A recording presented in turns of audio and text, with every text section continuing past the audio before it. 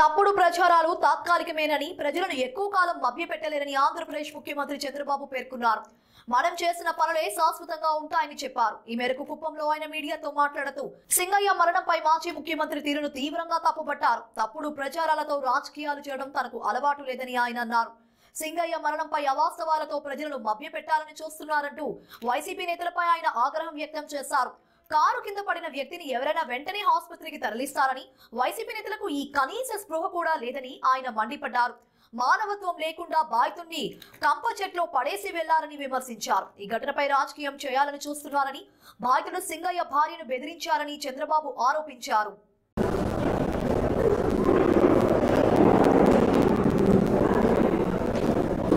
అందరికీ సైలెన్స్. వెనకాల కూర్చో.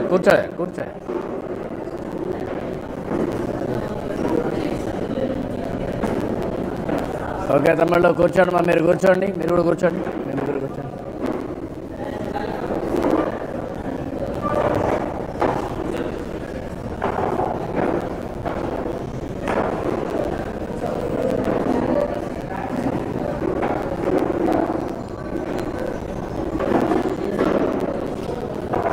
ఇప్పుడు ఎక్కువ టైం లేదు, మా ప్రెస్ కాన్ఫరెన్స్ ఏం లేదు. రోజంతా కూడా మీతో మాట్లాడుతున్నాను. 3-4 మేజర్ ఈవెంట్స్ ఉన్నాయి, అక్కడ అన్నీ కవర్ చేస్తాను.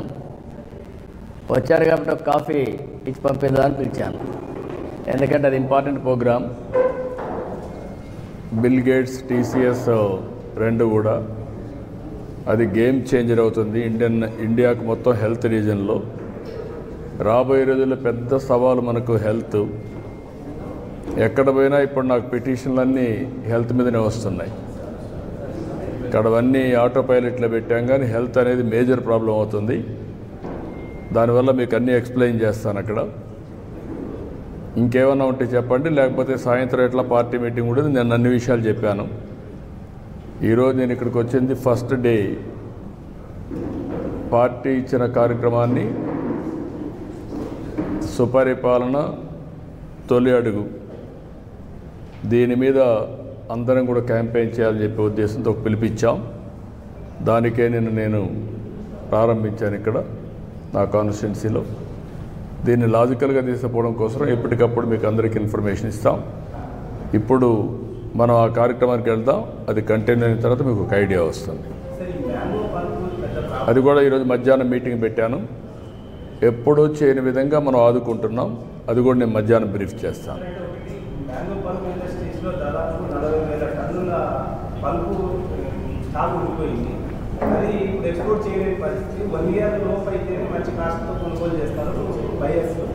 కానీ వీళ్ళు అమ్ముకోలేని పరిస్థితి. ఆ పల్పు గవర్నమెంట్ ఏదంటే మినిమం రేటు పెట్టి కొనుగోలు చేయగలిగితే మనం ఎక్కడ కొంటామంటున్నా, కొనేసి ఏం చేయాలి? టీటీడీ మళ్ళీ వాళ్ళకు ఆ భారం పెడితే వాళ్ళు ఎట్లా ఫీల్ అవుతారు? ఇవన్నీ ఇంప్లికేషన్స్ కదా.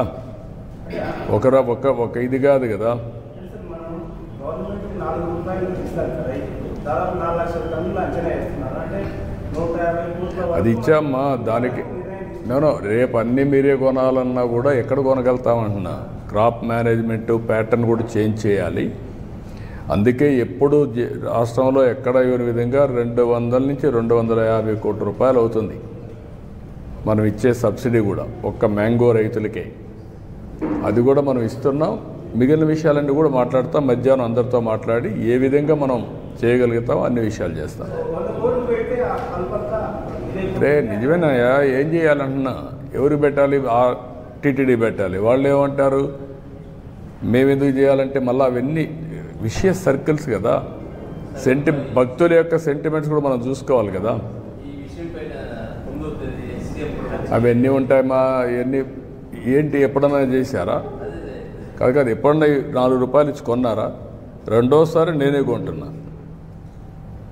వ్యవసాయం బాగా చేస్తున్నాం కాబట్టి ఆదాయం ఇది కూడా దిగుబడి బాగా పెరిగింది. ఈ సంవత్సరం ఎప్పుడు లేని దిగుబడి వచ్చింది. ఇంటర్నేషనల్ మార్కెట్లో ప్రాబ్లం వచ్చింది.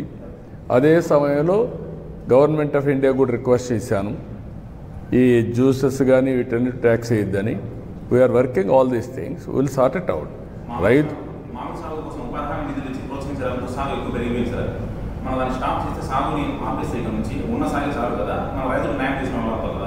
అదే దీనికి అందుకనే ఒక మ్యాంగోనే కాకుండా అన్ని పంటలు కూడా ప్రపంచం మొత్తం ఆహారపు అలవాట్లు మారాయి. ఎప్పటికప్పుడు పళ్ళు తినేది ఎక్కువైంది, రెండోది కూరగాయలు ఎక్కువ అవుతున్నాయి. ఈ రెండు వచ్చినప్పుడు రాయలసీమ అనుకూలమైన ప్రదేశం కాబట్టి మనం ప్రమోట్ చేశాం. దీన్ని ఏ క్రాపులు పండించాలి అనే దానిపైన నిరంతరం కూడా మనం పర్యవేక్షిస్తాం. పండించిన పంట వాల్యూ అడిషన్ కూడా ఫుడ్ ప్రాసెసింగ్ కూడా వెళ్ళాలి. అందుకే ఈరోజు తమిళనాడులో కర్ణాటకలో లేనటువంటి ఫుడ్ ప్రాసెసింగ్ మన దగ్గర ఉన్న మన గొడవలు కూడా జరిగాయి, మీరు చూశారు కర్ణాటకలో. వాళ్ళంతా ఇక్కడ తీసుకొస్తామంటే మనకే చాలదని చెప్పి మనం చెప్పాం. ఇంకా చేయాల్సిన అవసరం ఉంది. ఫుడ్ ప్రాసెసింగ్ రావాలి, ఇంటర్నేషనల్ మార్కెటింగ్ రావాలి. స్టాప్ చేయాలంటే ఏ పంట వేయాలి కూడా వర్కౌట్ చేయాలి కదా. రాను రాను ఆధునీకరణలో తర్వాత రెండో విషయం కూడా మీరు చూస్తే ఫుడ్ హ్యాబిట్స్ మారిన తర్వాత దీనికి తగినటువంటి ఇది కూడా మనం తయారు చేయాలి. ఒకప్పుడు దిగుబడులు తక్కువ ఉండేటివి, ఇప్పుడు దిగుబడులు బాగా పెరుగుతున్నాయి. ఒకప్పుడు చిన్నప్పుడు నేను చూసినప్పుడు మామిడి ఇంటికే వాడేవాళ్ళం, మీకు కూడా ఐడియా ఉంది. ఇంటి కోసం చెట్లు వేసేవాళ్ళం. ఆ చెట్లో వచ్చే పంట తర్వాత వాణిజ్య పంటగా తయారైంది. అంటే ఎవరికో ఒకరికి ఇచ్చి ఈ చెట్లు ఇంత పంట ఉంది నువ్వు కొనుక్కోమనేవాళ్ళు. వాళ్ళు వచ్చి హార్వెస్టింగ్ చేసుకొని వెళ్ళేవాళ్ళు. అది నెక్స్ట్ ఫేజ్. ఇప్పుడు దాన్ని నేను కానీ హార్టికల్చర్ అంతా ప్రమోట్ చేసి తెలుగుదేశం వచ్చిన తర్వాత డ్రిప్ ఇరిగేషన్ కూడా పెట్టి, అంత మునుపంతా వానాకాలం పండాది, ఎప్పుడు నీళ్లు పెట్టేవాళ్ళం కాదు, ఇప్పుడు నీళ్లు పెడుతున్నాం. నీళ్లు పెట్టినప్పుడు పంట కూడా బాగా వస్తుంది. 2-3 వెట్టింగ్స్ ఇస్తే మంచి దిగుబడి వస్తుంది. అలాంటి ఆధునికమైన ఇప్పుడు కొత్తగా మీరు చూస్తే కవర్స్ కూడా ఇచ్చాం ఫ్రూట్ కవర్ చేయడానికి. అది కానీ వస్తే వాల్యుయేషన్ పెరుగుతుంది, మనకు పంట కూడా వాల్యుయేషన్ పెరుగుతుంది. ఎందుకంటే ఏ పంట కూడా ఏ మామిడికి కూడా ఒక విధంగా పండు డ్యామేజ్ కాదు. ఆ మచ్చలు కానీ సైజు కానీ ఇవన్నీ బ్యూటిఫుల్గా వస్తాయి. అలాంటి వినూత్నమైన ఆలోచనలతో మనం ముందుకు పోవాల్సిన అవసరం ఉంది. ఈ సమస్య అట్మోస్ట్ ఎఫిషియెంట్గా పరిష్కారం చేస్తాం. అందరూ హాజరవుతారు. తొలి రోజే కదా, అప్పుడే నువ్వు సెలవులు పలవలు. తెలుగుదేశం పార్టీకి ఒక మెకానిజం ఉంది. తెలుగుదేశం పార్టీ 45 ఏళ్ళుగా పార్టీ క్యాడర్ బేస్డ్ పార్టీ ఇది కాబట్టి అవన్నీ సిస్టమేటిక్గా ఉంటాయి.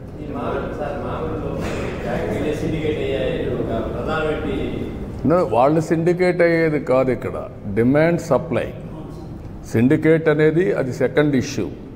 మనం 4 రూపాయలు ఇచ్చినా మేము కొనలేమంటున్నారని మీరు అర్థం చేసుకోవాలి.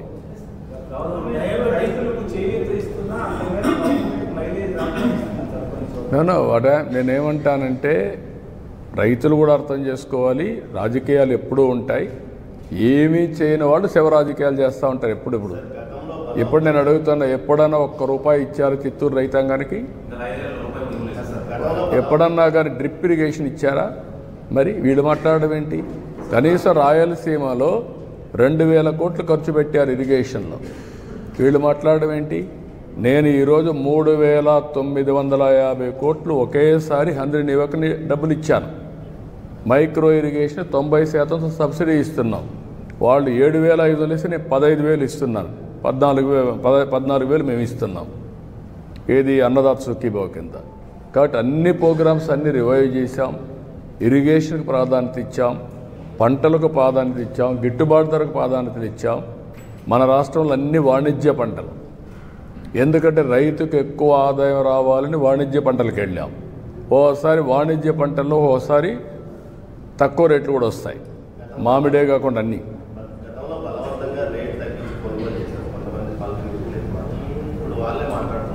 అదే నేను వీళ్ళు చేసిన ఎవరైనా కానీ ఫ్రీగా మాట్లాడే పరిస్థితి ఉంది 5 ఏళ్ళు, ఫ్రీగా రాసే పరిస్థితి ఉంది 5 ఏళ్ళు.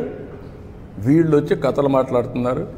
బలవంతంగా చేసి దాంట్లో కూడా కమిషన్లు కొట్టిన వాళ్ళు వచ్చి మాట్లాడుతున్నారు. కమిషన్లు వాటాలు తీసుకున్న వాళ్ళు వచ్చి మాట్లాడుతున్నారు. ఇప్పుడు ఎంత అజిటేషన్ అయింది రైతుల్లో. మా దీన్ని బలవంతంగా చేస్తున్నారు, వాటాలు తీసుకుంటున్నారు, మాకు వచ్చే డబ్బులు వీళ్ళు కొట్టేస్తున్నారని చెప్పి కూడా పెద్ద గొడవలు అయినాయి. కాబట్టి ఇవన్నీ ఉన్నాయి. అందుకే నేను మీకు అనేది అంటే ప్రభుత్వం ఒక బాధ్యత కలిగిన ప్రభుత్వం. ఏ చిన్న విషయాన్ని కూడా యాజ్ ఇట్ ఈజ్ వదిలిపెట్టడం లేదు. అట్మోస్ట్ సమర్థవంతంగా ఆ సమస్యను పరిష్కారం చేస్తున్నాం. అందుకే మధ్యాహ్నం రమ్మన్నాను ఇద్దరిని మాట్లాడి దీన్ని లాజికల్గా ఇప్పటికే చాలా వరకు 60% ప్రొక్యూర్మెంట్ అయిపోయింది. ఈ మంత్ 20కి 25కి లేకపోతే మంత్ ఎండ్కు లేకుంటే ఆగస్టు అది మధ్యాహ్నం నేను చెప్తాను ఏ టైం అనేది, దాని ప్రకారం ముందుకెళ్తాను. ఏది వీళ్ళకి ఇచ్చేదా డిఫరెంట్గా ఇవన్నీ తొందరలోనే వాళ్ళ అకౌంట్లో వేస్తాం. ఫస్ట్ డేనే కదా, ఎప్పటికప్పుడు మీకు అందరికి ఐడియా ఇస్తాం. సుపరిపాలనలో తొలి అడుగు, అనేక ఇబ్బందులు అధిగమించి ముందుకు పోతున్నాం. తల్లికి వందనం ఒకప్పుడు ఇచ్చింది ఒక్క బిడ్డకి ఇస్తే, నిన్న నేను పోతే ఒక 20 ఏళ్ళు తిరిగినప్పుడు 4, 5 మంది 7 మందికి ఇచ్చాం. Is it not our achievement?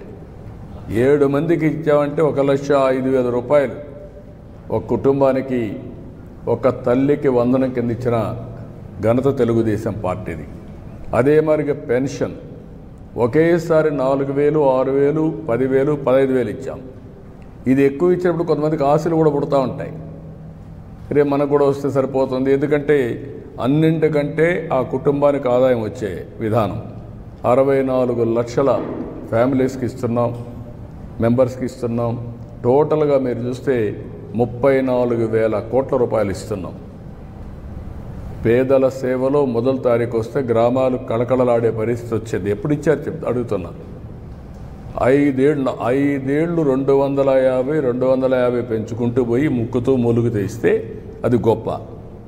నేను రెట్రాస్పెక్ట్ ఎఫెక్ట్ ఇచ్చాను. ఏప్రిల్ నుంచే పింఛన్లు ఇచ్చాను. ఎవ్రీ మంత్ ఫస్ట్ తారీఖున 6 నుంచి 8కి 2 అవర్స్లో పెంచేస్తున్నాం. ఒకప్పుడు దీనికోసం ఒక వాలంటీర్లు పెట్టి, ఆ వాలంటీర్లు అనవసరంగా ఇబ్బంది పెట్టి, ఆ రోజు మీరు చూశారు. ఈ వాలంటీర్లు లేకపోతే పింఛన్లు ఇవ్వలేమని చెప్పడానికి మేలో ఎండలో దీపేసి కొంతమంది చనిపోయే పరిస్థితికి వచ్చారు. అన్ని రాజకీయాలు, ఇప్పుడు రాజకీయాలు ఏమి ఉండవు, అర్హులందరికీ వస్తాయి.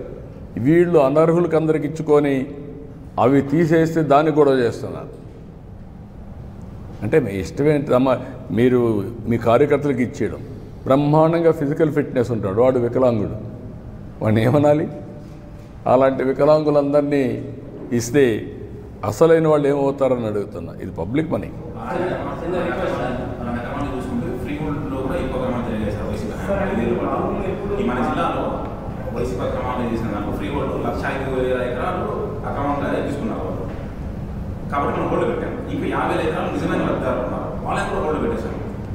నేను అందుకనే ఇప్పుడు మీరు కాదు, ఇష్యూ ఏంటంటే మీరు గుర్తుపెట్టుకోవాల్సింది, రికార్డ్స్ తారుమారు చేశారు. ఏ రికార్డ్స్ తారుమారు చేశారు, ఏ రికార్డ్స్ తారుమారు కాలేదనేది డేటా లేదు.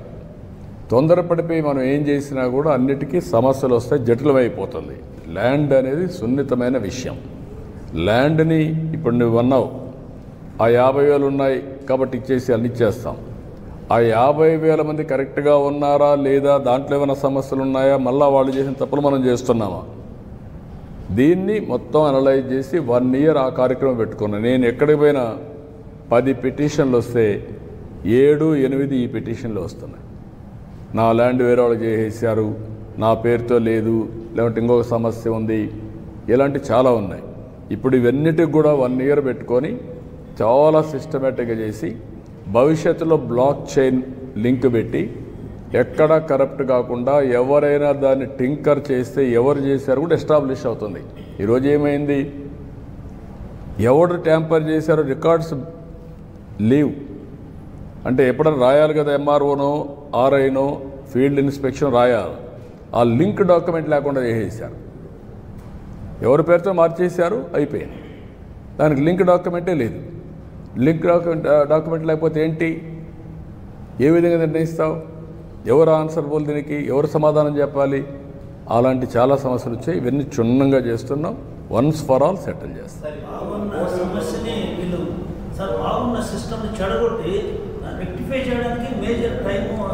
That is what I'm saying.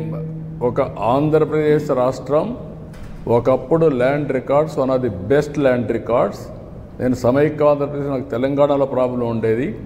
తెలంగాణలో ప్రాబ్లం నిజాం చట్టం. అది ఒక ల్యాండ్ 10 మందికి దానం చేసేవాళ్ళు. ఆంధ్రప్రదేశ్ చట్టం బ్రిటిష్ చట్టం, ఇది స్ట్రిక్ట్గా ఉండేవాళ్ళు. అందుకే ఒరిజినల్గా మీరు చూస్తే, నేను చిన్నప్పుడంతా కూడా మీరు కూడా చూసి ఉంటారు, జమాబందీ ఇవన్నీ పెట్టి ఊర్ల వారీగా మీటింగ్లు పెట్టి, కేఎం విఎం మీటింగ్లు పెట్టి, ఎంఆర్ఓ ఆఫీసులో ఆర్డీఓ అప్పుడు తహసీల్దార్ ఉండేవాడు, తహసీల్దార్ ఆఫీస్కి వచ్చి అవన్నీ సెటిల్ చేసేవాడు. నా ఆస్తి నా పేరుతో ఉందో లేదో చెక్ చేసుకునేవాళ్ళం. అలాంటి వ్యవస్థలన్నీ వీళ్ళు ఒక మంచి వ్యవస్థను కూడా నాశనం చేసే పరిస్థితికి వచ్చారు. సార్, ఇప్పుడు కూటమి ప్రభుత్వం అభివృద్ధి పరంగా కావచ్చు, సంక్షేమ పరంగా కావచ్చు, ఏమి చేయలేదనేసి రోడ్ వైసీపీ వస్తున్న పరిస్థితి. ఫర్ ఎగ్జాంపుల్ మా ఊరు, మా రోడ్డు తీసుకుంటే ఎంతో డెవలప్ అయింది ఆ 5 ఏళ్ళ పీరియడ్కి ఇప్పటికి ఏడాదిలోనే. అది సంక్షేమ పథకం. ఇవన్నింటినీ ఎందుకు మనం ప్రజల ముందు తీసుకుని గతంలో ఎట్లా ఉంది, ప్రజల్లోకి వెళ్తున్నారు కదా, చేస్తున్న విషయ ప్రచారం కావచ్చు, తప్పుడు ప్రచారం జనాల్లోకి వెళ్తుంది అంటున్నారా, మీరు చేసే ప్రచారం వెళ్తుందా? నేనేమంటానంటే, తప్పుడు ప్రచారం తాత్కాలికం, చేసిన పని శాశ్వతం. చేసిన పనిని ప్రజల్లోకి తీసుకుపోవాలి, దాంట్లో సెకండ్ థాట్ లేదు. కొంతమంది, నేను నా రాజకీయ జీవితంలో ఎప్పుడు కూడా రాజకీయం ఫేక్ ఫెలోస్తో రాజకీయం చేయాల. వీళ్ళు ఫేక్, అవాస్తవాన్ని వాస్తవం చేయడానికే ప్రయత్నం చేస్తారు. ఒక కేస్ స్టడీ మీ అందరికీ.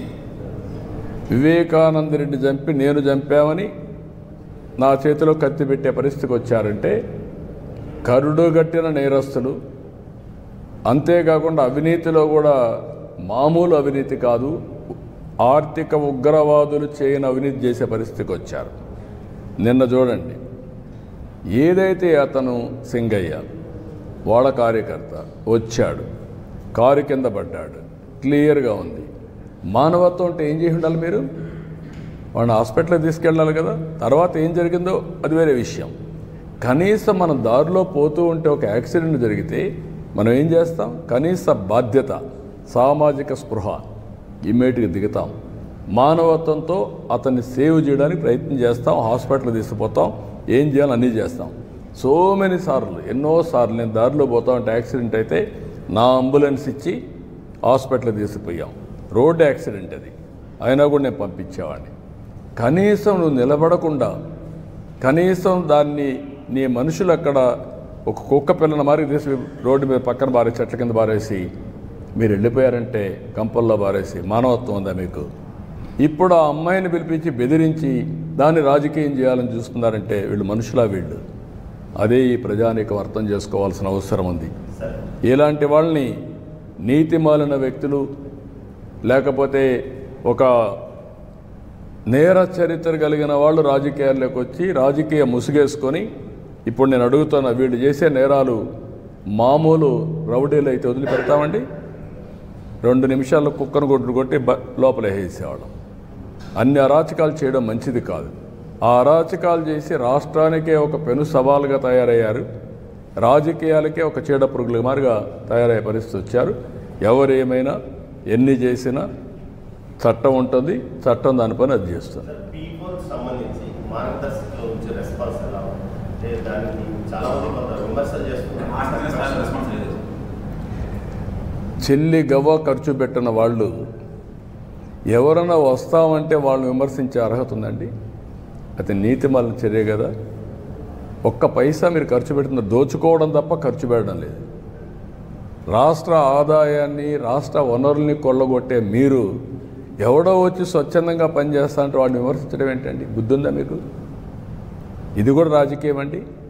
ఇలాంటి రాజకీయాలు చేసే వాళ్ళతో మనం రాజకీయం చేయాలంటున్నా. మిమ్మల్ని అడుగుతున్నా, ఈరోజు నేనేం చెప్పాను? P3 public private partnership. ఈరోజు దీనివల్ల ఈ రోడ్లు వచ్చాయి, ఎయిర్పోర్ట్లు వచ్చాయి, పోర్ట్లు వచ్చాయి, కాలేజీలు వచ్చాయి, అనేక వస్తువులు వచ్చాయి, ప్రజలు కూడా బాగుపడ్డారు. అదే సమయంలో కొంతమంది కోట్ల రూపాయలు వచ్చాయి. ఆర్థిక అసమానతలు పెరిగిపోతున్నాయి. ప్రభుత్వం ఇచ్చే సంక్షేమ కార్యక్రమాలు ఎక్కడ ఆపం, అభివృద్ధి కార్యక్రమాలు ఆపం. కానీ సామాజిక బాధ్యత కింద ఆ రోజు జన్మభూమి పిలిపించా, జన్మభూమితో వచ్చి గ్రామ సేవ చేశారు. ఈరోజు నేను ఇచ్చేది P4 అన్నాను, ప్రభుత్వం ప్రైవేట్ పీపుల్ పార్ట్నర్షిప్. ఈరోజు నేను ఒక్కసారి మీరు చూస్తే నేను ఒక 20 ఏళ్ళు తిరిగాను. తిరిగితే ఒక అతను చాలా బాగా పనిచేశాడు. వడ్డీ కులస్తుడే, అందరూ వాళ్ళే.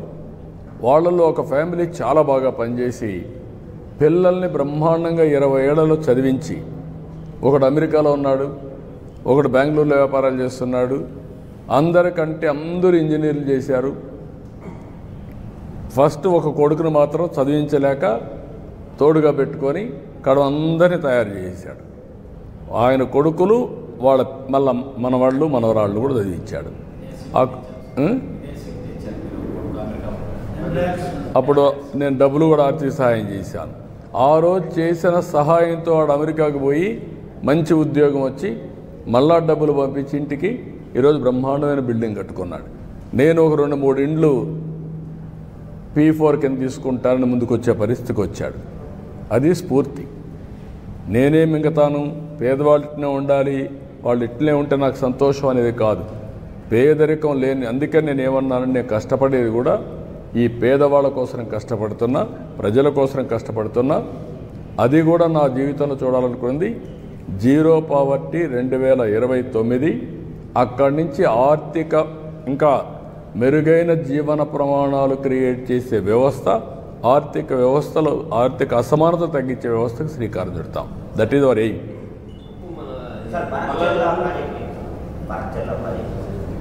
ఓకే అమ్మ, బనకచెర్ల ఎవ్వరికి నష్టం లేదు.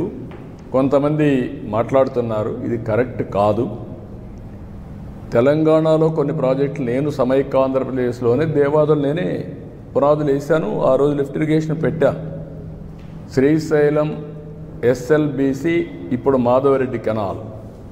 అది చూసిన తర్వాత ఆ రోజు నేను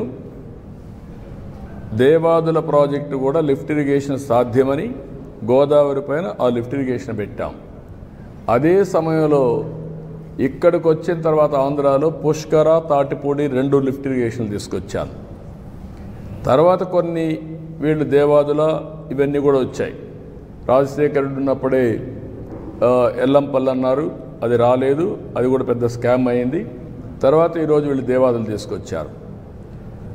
గోదావరిలో నీళ్లున్నాయి, పైన ఉండేవాళ్ళు వాడుకుంటారు, కిందలో వాడుకోవచ్చు. 2000 TMC నీళ్లు సగటున 100 సంవత్సరాలు సముద్రంలోకి పోయినాయి. సముద్రంలోకి పోయే నీళ్లు ఒక 200 TMC ఇక్కడ కానీ అక్కడ కానీ వాడుకుంటే రాష్ట్రాలు బాగుపడతాయి, తెలుగు కమ్యూనిటీ బాగుపడుతుంది, నీటి సమస్య పరిష్కారం అవుతుంది. ఆ విషయమే నేను పదే చెప్తున్నా. ఎవ్వరికీ నష్టం లేదు. నేను తెలంగాణలో ఉండే ప్రాజెక్ట్స్ గోదావరి పైన ఎప్పుడు అపోజ్ చేయలేదు, అపోజ్ చేయను కూడా.